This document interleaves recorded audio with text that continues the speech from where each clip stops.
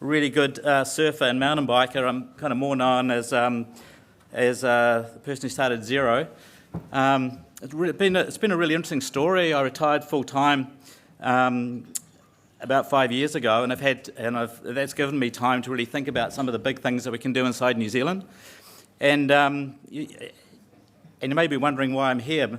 My father really got into our Ngāi Tahu roots over the last 5 to 10 years of his life. And it was something he was very, very proud of. And we had an amazing Friday, 3 Fridays ago, with Tā sharing that my father Ken and Steve actually grew up in the same location, which was a very nice connection. And what I've found through that period of growing our own business, we're up to about 5,000 staff. We service, I think, 3.7 million small businesses all over the world now. And I'd travel around the world and I'd see our people in the north of England, and then, doing an international flight, the next day you'd be in Southern California. And you'd find we had this intrinsic set of values inside Xero. I mean, one of our famous stories is we were probably the smallest ever public company. We listed pretty much in our first year. I think our first year company's revenues were something like, I think it was $112,000 our first year. So we ended up growing this, doing a startup essentially in the public markets, because that was the only way that we could fund our business. And so we always thought very, very long term. We always talk about growing Xero as a real family. We wanted better schools and hospitals, and we did that by empowering small businesses. We did that at scale by bringing on a network of chartered accountants all over the world and arming them to go and help their businesses grow, to create that one more job. And those set of values were one of the things that really made us quite successful. So now we're about 1.4 billion of revenue, market caps just over 15 billion Australian. So we've built a really good business thinking long term and thinking about values. And I think with the experience I had with Dad, and the reason that I want to come back and be part of the Ngāi Tahu family is that shared set of values. And you're thinking long term, thinking intergenerationally, thinking how you make things better for other people, how you use business to grow outcomes socially, to bring everybody up if you can. But also I think we've become very insulated in New Zealand, where we do think a lot just about what's happening in. And with the perspective of growing business globally, I'm really quite concerned. And we need to be aware of what's happening in the world, and we need to actively go after things. We do have other countries, especially in Asia, that do think long term and are just getting things done. And we really have lost the habit of doing those things. And a lot of people are leaving New Zealand. So what I want to talk about today is actually some big vision stuff, some crazy ideas from a non-expert. And what we have seen today is a lot of great experts who are all passionate, and I think we know where we want to go. But you also see this constrained thinking because we're not going back to first principles about what we actually could be doing. So I think that we're in this system where we think very, very short term, and through Ngāi Tahu we get to be, as a family, talk very, very long term. And I think the way that we have a big role in changing all of New Zealand by displaying those really long-term values. So Timothy put the challenge out this morning. If it's not hydrogen, what is it? Well, hydrogen's great, but to me it's water. Like, our competitive advantage is water. The best battery of all is a lake, and if we can manage water, that gives us competitive advantage that other countries don't have. And as I've been riding my bike around and thinking about these things deeply and having the luxury of time, what's our version of Saudi Arabian oil? It's water. That's what we have. And managing water allows us to to get to 100% renewables possibly, but it also allows us to be quite bold around energy. And with what's happening with climate around the world, storing a lot of water, it could be our competitive advantage.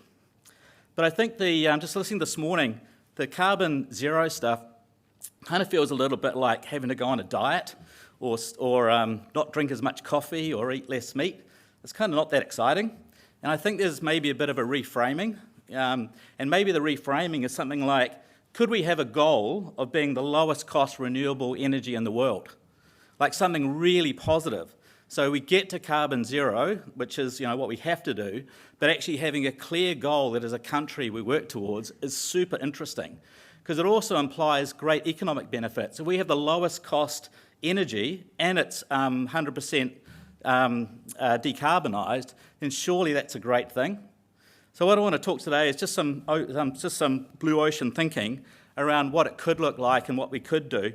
And again, not an expert, and so tell me if I'm not, but hopefully it gets us thinking about what we could actually do as a country.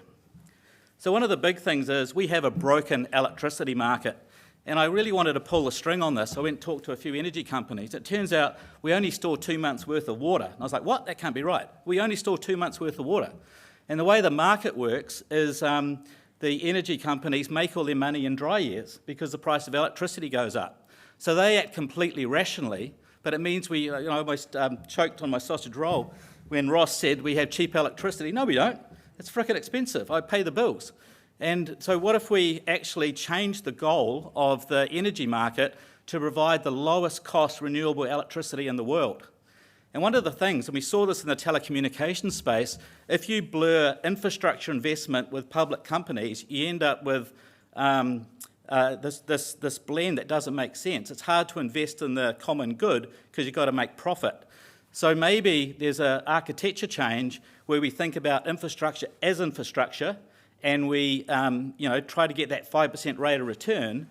And then for companies that want to put risk capital in, they build things over the infrastructure. So similar to how we did structural separation of the telecommunications industry, which gives us amazing fibre to the home, maybe we need to rethink the way our electricity market works. And what's super interesting is that there is a way to fund all of this stuff as well. So, if you think about the Economics 101, the way electricity works, what's exciting about it is electricity has zero marginal cost. So the cost of electricity must be the cost of capital, to build the infrastructure. And to make electricity cheaper, you just pull more through the infrastructure and allocate that fixed cost over more units, right? So if there's infinite supply, we could actually have super cheap hydro electricity. Of course, in New Zealand, we have two clear values. Equality is a clear value, which is stronger in New Zealand than most countries in the world, and the environment is a really clear value as well. So if you go and have an argument about building dams, you're just going to lose, and we've seen that in the past. We've seen that in Hawke's Bay. And you saw that with those great thinkers we had before. Everyone would love to do new generation, but it's almost taboo to talk about it. It's not as taboo as Nobby was saying around nuclear. We definitely can't have that discussion. But we can't have a mature discussion around water storage in New Zealand. You just can't. So maybe we start thinking about what you can do with water. If you say, hey, we're a long, skinny country, you can only fly for an hour and a half in any direction, what about if in 10 years we had completely flipped the domestic aviation fleet to electric, and so you have cheap flying and no carbon guilt? Do we want that? Yeah, we want that. Then, okay, let's have a mature discussion around water storage. So I think it's really interesting we're doing wind, it's really interesting we're doing solar, but because they don't go all the time, it doesn't get us to 100% renewables. Whereas I think those are great, and it gives us something that looks like we're doing, but I think the big discussion is we should be doing hydro. And it was interesting, because I think all of the smart people that are up here before me would love to do that as well. So the interesting thing about this too is that if we use more electricity, there is a way to fund this. So the Aussie super funds now, and I don't know why we don't have compulsory savings to the same extent that Aussie does, but they have $2 trillion to invest. So they give their $2 trillion out to fund managers who put it into Amazon, Google, Microsoft, Apple, Alibaba, companies that will never pay domestic tax and are creating employment issues.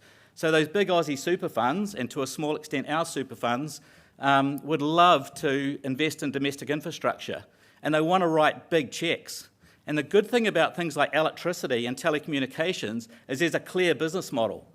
They can basically get their cost of capital back there 5%. So the government has no money. We don't have any money in New Zealand, right? And we've got all these emergencies and things we have to deal with. We're not going to fund it out of taxpayer dollars. We have to create a commercial return, and infrastructure funds, where we put our pensions and our savings, want to get that 4 or 5% return. So this stuff is very, very, very fundable. And I'll talk through some of those things as well. So the big thing, I think, is getting people excited about what you can use electricity for. Now, if you look at the topology of Southland and our lower South Island energy network, what you can see is Manapori's out there to the left, and there's big lines that come down to Invercargill and out to Tiwai. And there's very little of that. It's hard for that to get north.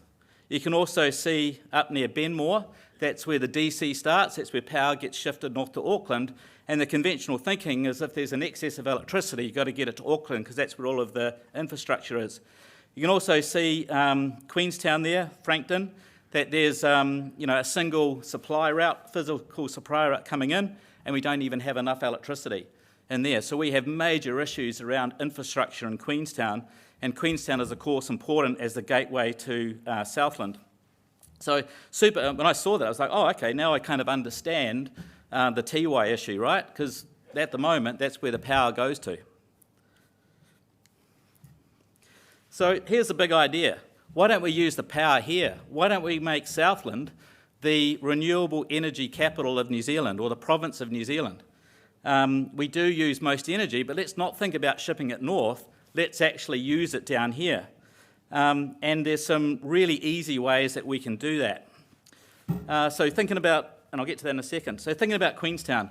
Queenstown is the gateway to the South Island. Most of the tourists come through that and they launch their visitings around here. They feel guilty about carbon flying here. And what we could do, that we're blessed with tourists, is that if we could have them leading our decarbonisation, that just feels like a no-brainer.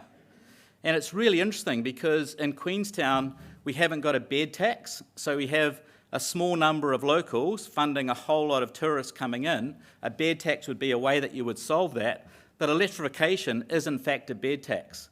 Electrification, if you can put tourists and get them consuming electricity, the lines companies scale revenue as we use more. So who owns the lines company is really interesting, because that's where, as tourists come in, if we make them use electricity, we start putting funding for our community projects and all the social good that we've been talking about. And Queenstown is the idea for a test lab for some of these ideas that we have, as is the whole province. So Queenstown, as I said, has some pretty big challenges. One is there isn't enough electricity, there's population, and we have major, if you live down there, major traffic issues. And of course, the way that we're going to solve Queenstown traffic, according to Waka Kotahi, is I think it's now actually 20 sets of traffic lights between Ladies Mile and Kelvin and going up the hill. So really old world thinking, and I think we can solve that as well.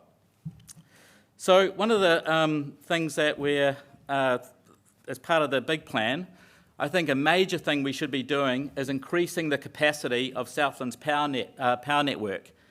And of course, this is where PowerNet could really come in. So to make energy abundant around the province, investing heavily and getting some of that overseas infrastructure investment into Southland to connect all the dots seems to make a whole lot of sense to drive the mode shift. And if we can get the power to Kingston, imagine if we could then have a new cable from Kingston to Frankton, so coming up the side of the lake. And it's interesting, if we're going to build a cable, we might as well have a cycleway, right? So been having a little bit of a chat around this, and you hear different numbers. Again, not an expert. We're talking about $90 million to build a new cable, is something I've heard, from Kingston to Frankton. So if you look at the success of the Lake Dunstan Cycleway and how many people have gone through that, you start thinking about, well, what if you could jump on your e-bike in Queenstown, go and get a coffee at the boat shed, then head down towards Kingston in 2.5 hours? Well, why don't you pay $50 for that? You know, a lot of stuff we do in New Zealand is free. If you go to travel anywhere in the States or Hawaii, you pay for everything, and there's a lot of free stuff here already. If you start actually thinking about the business case for a user-pays cycleway, And you would think that that would have to be one of the most iconic things that any visitor would want to come and do coming into Queenstown. And maybe it's free for Kiwis, who knows. But a combined cycleway with a power cable underneath it or on top of it, whatever, just seems like a really tangible project. So we've been talking to Jim Bolt, who many of you know. He's picking this up as a legacy project, starting to do the work. And of course, it's part of the vision of getting cycling all the way around the Whakatipu. But again, a very tangible, exciting project we can get excited about, right? Who wants that? I want that. That's one idea. If we did that, what about the Milford Opportunities Project? Why don't we do the same thing? So if we get good power to Te Anau, why don't we completely decarbonise Milford Sound? I think there's one Aussie with a power generator there who extracts his tax on everybody. But why don't we do a cycleway to Milford? Or have hydrogen and electric buses, the only way that you get in. Electric marine only in there, completely clean it up. Cool, huh? So how do you get this mode shift? Well, after COVID, the rental car fleet went from 60,000 down to 30,000. Now they have to build it up again. So why don't we just mandate that all electric rental cars in 3 years become electric? Would anyone have an objection to that? Yeah, seems like a no-brainer, does it? What about in camper vans in 5 years? So there's plenty of electric cars coming on stream, and China is just fully flipping everybody at the moment. As their utility vans, their bodies in white, start coming in, we could in 5 years absolutely be running a fully electric rental camper van fleet as well. And imagine all the jobs in Southland fitting up, servicing, building all sorts of transport offerings around electric, right? There's a whole lot of jobs in this fleet. And when people come into Queenstown, we don't have to be, or into Southland, we don't have to be passive around where they go. We just build the network and they'll go to those places. They want to go to Te Anau, they want to go to Milford, they want to come here if they know that they can drive for 2 or 3 hours and charge their van. And of course, once everyone is electrified as well, you know who they are and where they are, so you can start managing the fleet of tourists and say, hey, there's some cheap power and cheap accommodation at Franz Josef, and send a bunch of them there. So we can get really smart around managing our tourist network as well. So again, this feels like a really clear intervention. Doesn't actually affect New Zealanders, but drives demand, so the business case for infrastructure. So we're moving from being passive and building models about, what we think will happen with electric cars and what infrastructure we need. No, let's make it happen. Let's get active and do some clear things that the world would love us to do, right? And we can be the case study of a much more aggressive decarbonisation strategy. Solving public transport. One of the things we did over COVID was look at different models for solving the Queenstown traffic issue. And what if you went with the premise of tourists from Melbourne never have to actually get in a car? If they have to get in a rental car, it's a bit of a fail. But what if the public transport was so good that when they come in, they jump into one of these little autonomous bus pods and get whisked into town, they can start drinking in Melbourne and keep going till they get home. So this one's really interesting. There'll be a bunch of these, but this one's called Dromos, and where it's different, it operates in a 1.4 metre wide dedicated lane. So for 3 metres, you get an out and back mass transit network. And these are just, 2 electric motors in a little box that we could be making here, probably made out of aluminium, if that rings any bells. We could be making these sort of things here, and basically for the cost of putting a cycleway in, we could be doing this stuff. And Glenn Sowery, the CEO of the airport in Queenstown's given us 8 hectares to play with the stuff, and his first scenario might be airport to rental car, then we might do airport to Remarkables Park, then eventually airport into town. And these things are cheap, you get value from them straight away. But the business case for doing this is not Queenstown. The business case is not putting another hole through Mount Victoria, because that single bus lane now becomes 2 lanes, and it's taking $4 billion out of Auckland public transport or their light rail plan if that ever happens. So again, we can be the test lab if we have a renewable energy abundant tourism-led experience. Those are the sort of projects that we can be doing in Southland and in Southern Lakes. Another project that's actually underway is the electric marina. So we're already working on this. There's been an amazing marina built in Frankton. All the buildings are empty. I was convinced it was a Russian money laundering scheme, but we have actually found the owner, and they're doing some quite good stuff. And we're building a new electric pier. So we've put a transformer in, which I funded, and we've been working with PowerNet and Aurora as well to be the leader in electric marine. And lakes are perfect because they're out and back trips. So we have a few different types of electric marine applications. The idea is to open this up so that anybody can do electric R&D.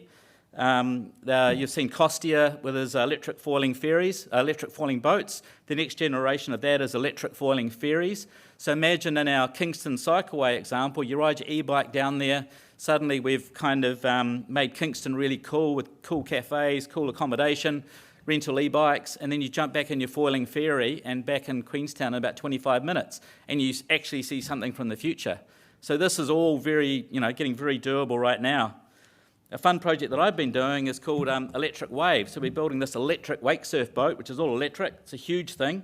It's 40 feet long, super heavy, and we get a 3-hour runtime on this. So we're going to create a whole new tourism experience, social surfing behind the wave. And this thing's modelling out, which we'll know very soon, a 1.6 metre surf wave. So every lake becomes a wave park. And the reason for doing this is to show the cool new things you can do with electric tourism. And there's been a few people now who are looking at they've seen what's happening overseas, putting saunas on lakes. Everyone wants to Wim Hof themselves in cold water. And it's so interesting, the attitude we have in New Zealand to this stuff is, oh man, how are you going to get a consent? You've got to talk to all these people. Wouldn't it be better if we flipped it around and said, actually, we want to curate a tourism experience for New Zealand. We know that people want to do cold water plunging, they want to do saunas. So, what I'd love to see is council say, these are the sort of, these are ideas that are coming in. This is a good idea. We should make that happen. Let's work out where to do it. Let's work out what the resource consents would need to look like and get all that done before people spend real money on it. And then say, right, we're open for business. What operators want to come in and do this?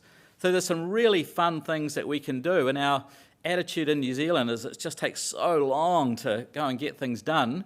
If we can, bring people along with a real clear vision of what we're doing, we should be able to make this a lot easier and just move quickly. And some of these fun projects are a way that you actually go and drive change. So hopefully that makes sense. Me trying to make up Maori phrases is like you trying to teach me about software. But I love this idea of Te Awa Hikoi, electric river, thinking about water as being electricity. And I reckon that, from a Ngāi Tahu point of view, thinking about water and electricity all the same thing, and we connect, our lifeblood right into industry and into our communities, is a really cool thing that we could be leading on. What do you think? Why don't we do this? So Sydney said it's okay, so let's go. Has anyone got any questions?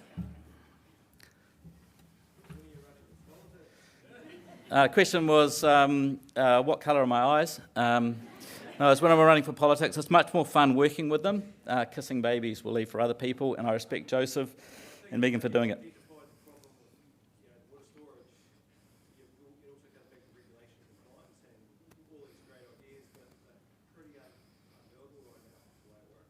Yeah, well, sometimes, you just have to get a bit more North Korean on it, and that comes through leadership.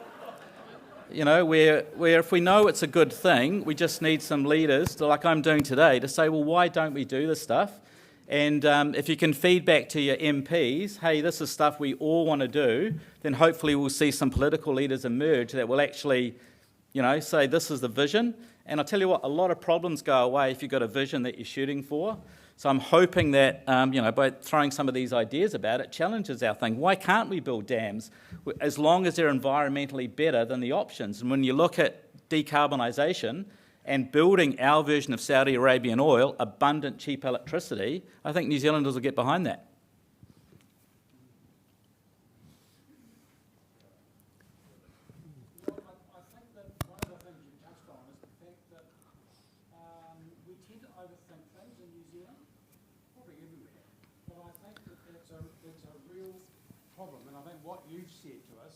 Is that let's just do it. I've got a little company called Let's Get Shit Done. Let's get shit done down here. Yeah. We can become Queensland. I don't live here, but this place can become. Yeah. But that's why it's so interesting doing this Whānau Tahu, right? Everyone's so scared about offending everybody. So I think we have an opportunity to lead and say, hey, water is our thing, and we want to use water in a whole lot of way that benefits all of New Zealand, and we have a zone. Like, do we need, Transpower down here? Do we build our own Transpower, effectively build our own, distribution grid, and just try some few different models? Let's be brave and go for it, but let's start the conversation. Rod, just a quick question. Given everything you've heard today, what do you think we as Southlanders, for those of us in the room who do live here, what do you think we need to do, apart from talking to our MPs? There's a lot of talk that goes on. Some of us want to see some action, but I'd be interested in sort of 3 key takeaways that you might have for us in terms of the next steps to help you with your vision. I think that the next step is, that's a great question, Prue. So I think the next question is one really as a PowerNet strategy question. I think PowerNet would be excited about this vision. I'm not sure how the community ownership works, but are they interested in introducing capital to build the network out? So we have abundant electricity and overbuild. So a question that Ross had before was who funds this stuff? How do you pre-build it? I think by not thinking about it as being government funded, but being infrastructure funded, and if we're not leaning back, waiting for demand to build, we lean in and drive demand by those interventions, we de-risk everything and you start doing economic modelling of it. So there's a bit of sophistication around this, and I think a conversation around PowerNet's role in this and whether they're up for it, whether they can do it, what are the blockers, why not, is probably the next big thing locally. And then what I'm pushing, I'm assuming we'll get through that, I'm pushing the idea of the new power cycleway, which Jim wants to pick up and be a very credible person to make that happen. And then we're starting to piece it together, right? It doesn't seem that complicated. And again, if we have issues with landowners, give me their phone number, I'll ring them. We want this. They'll be riding their bikes down there. Let's just do it. Rod. Rod, quite interested in what you're saying here. So this morning we're talking about hydrogen and basically turning water into fuel and exporting that. You seem to be talking somewhat different about using water as a storage and using it locally, essentially, I might be putting words into your mouth, but essentially turning Southland into a bit of a business park, so we build it and they will come. Can you have some sort of comment around that? Because it seems 2 different ways of looking at the issue. I think it's all connected. So I see having abundant, low-cost, renewable electricity as the platform, which requires a whole lot of infrastructure. Hydrogen is an opportunity that sits over that. So it's a way of taking fuel, to storing energy. It's not as efficient, as we heard in one of the series, as direct electricity, but there'll be instances and opportunities that go around that. Hydrogen is not the answer, but it certainly is one of the opportunities that come from an energy abundant location. So if we have excess electricity, it may be, there'll be some people that say store it in a lake and we'll just turn it on when we need it. Others maybe for transport. I'm not particularly convinced. I think batteries are probably the way to go, but I'm not an expert. There will be some opportunities for hydrogen, and there may be some good pragmatic opportunities. If we have the lowest cost of renewable energy, then that gives us an advantage if we want to have hydrogen as one of the arrows in our quiver. But some of the other issues, like it's not just down here, one of the discussions we've had with Transpower for the last couple of years is electric vehicles are a rich person's second car. Because if it's going to be a primary vehicle, you need to know that for twice a year you feel like you can do your annual road trip. So what we've suggested to Transpower, the good thing about New Zealand, again, being long and skinny, our transmission network goes right up alongside our transport network. So what we did a couple of years ago with a guy called Richard Hobbs, who was in strategy there, was to identify 8 to 12 key sites between the main cities. So in cities, you can charge your car, charge it at home, charge it at the library, that's great. But you want to know that if you're doing your annual road trip, you can get somewhere. So being able to go off the high voltage out onto a concrete pad, within a K or so of the substation, put a concrete pad there, then Tesla, ChargeNet, a local provider, then has retail access to have high-speed charging. So that would get rid of the barrier of people not having an electric car for their primary car. I've got an electric car. I didn't bring it down from Queenstown this morning. I brought a petrol car because I have charging anxiety. And another simple thing I mentioned to Megan this morning, what we should do is have a simple little open source application with a booking system. Put it on Android Auto and CarPlay so that when you book your trip, you're heading from, when you're going to have to stop in Twizel, then you know that you've got an hour-long window, so if you want to stop, because the last thing you want to do is get snaked a minute before and someone parks up for half an hour. But again, you can solve that with a pretty bit of simple technology for a couple of $100,000. Let's make that a contestable thing, and someone can build the New Zealand booking app for electricity. So there's lots of ways that we can solve this thing, just being a little bit more coordinated. But I'd say what's happening with electricity is we've got a whole lot of really well-intentioned people nibbling at the edges. We don't have a national strategy.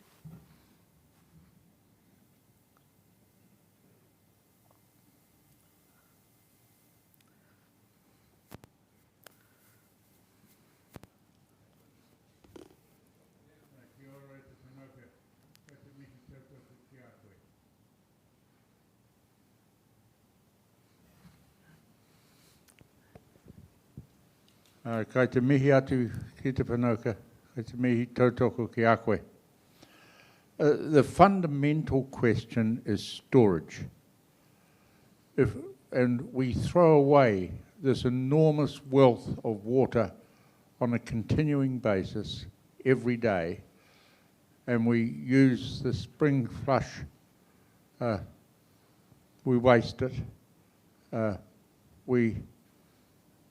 It's an insanity, and we've got it round the wrong way. I agree totally with your central vision.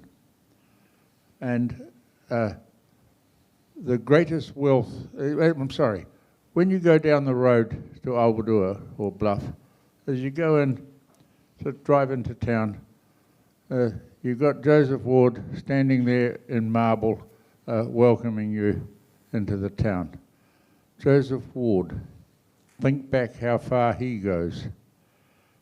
First World War, and before, he was predicting that the greatest wealth that New Zealand had was not gold, it was water. He was talking of a different level of technology, but he was dreaming of water being the primary driver of the New Zealand economy. And he was saying so, and they all thought he was nuts. Well, I think you're nuts, but in a wonderful way.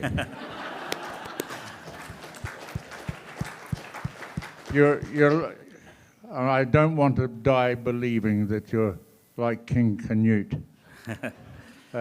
trying to tell the tide to stop. We want to bring it in.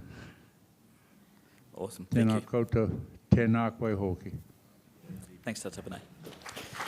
All right, thank you.